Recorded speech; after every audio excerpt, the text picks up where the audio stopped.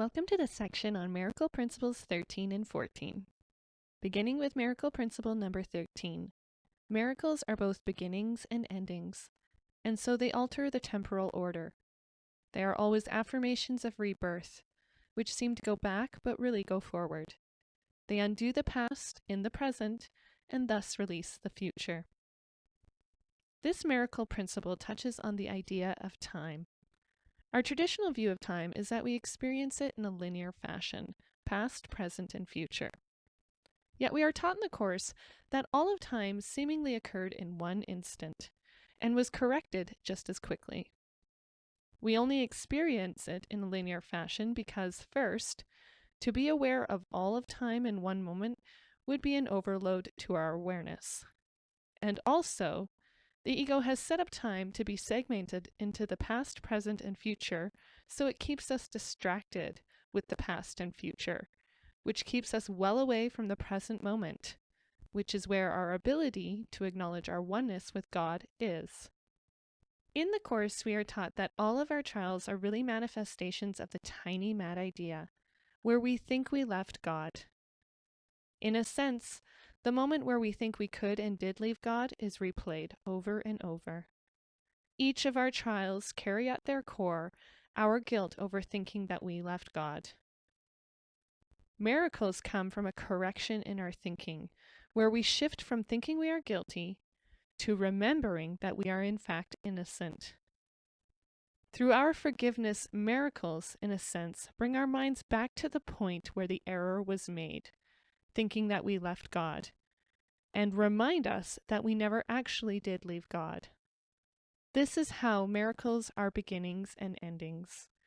They essentially cut through the illusory nature of time, where our problems seem to look many different ways and seem to occur in the past or the future. And the miracle itself deals with the core issue of correcting the tiny mad idea. Miracles alter the temporal order in that they collapse time.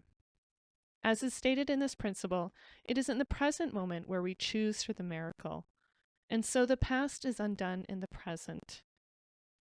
As the past is undone or corrected, there is no reason for the lesson from the past to be played out in the future. I like to refer to this final sentence in this principle as the miracle equation, which I have shown here in the bottom of this slide.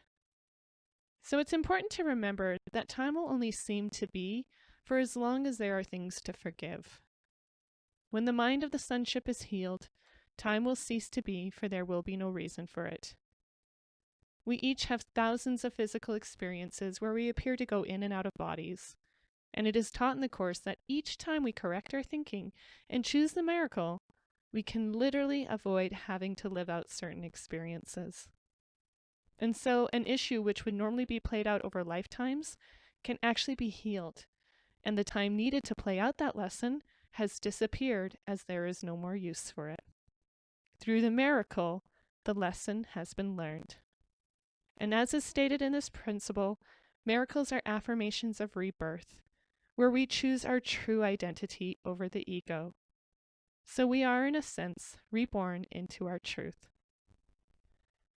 And now for Miracle Principle 14. Miracles bear witness to truth. They are convincing because they arise from conviction. Without conviction, they deteriorate into magic, which is mindless and therefore destructive, or rather, the uncreative use of mind. As mentioned in the previous principles, miracles are a result of focusing on the truth, that we are one in God.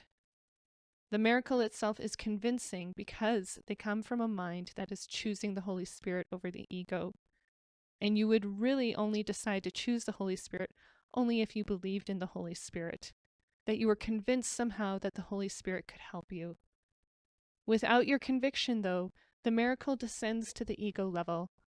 The ego level of thinking is always the uncreative use of your mind.